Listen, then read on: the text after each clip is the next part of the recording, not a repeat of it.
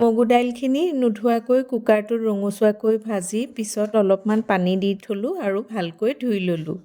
টুকুৰাকৈ কটা গাজৰ, ওলকবি, বিলাহী, কেইচিৰামান বিন আছিলে সেয়াও ল'লোঁ। আপোনালোকে মন পচন্দৰ পাচলি ল'ব পাৰিব। কুকাৰটোত সৰিয়হৰ তেল গৰম কৰি তেজপাত, শুকান জলকীয়া আৰু চপ কৰি লোৱা পিঁয়াজখিনি দি ভাজি ল'লোঁ। এতিয়া দি দিলোঁ পাচলিখিনি, নিমখ আৰু হালধি দি পাচলিখিনি অলপ সময় ভাজি ল'লোঁ।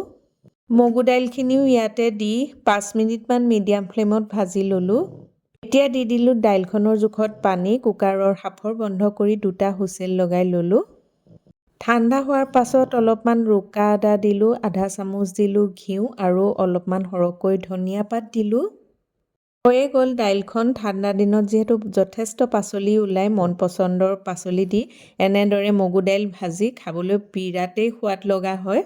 ৰুটি বা ভাতৰ লগত খাব পাৰি। মই পিছে আজি ভাতৰ লগত খাইছোঁ এনেকৈয়ে। আজিলৈ আহিছোঁ, বাই।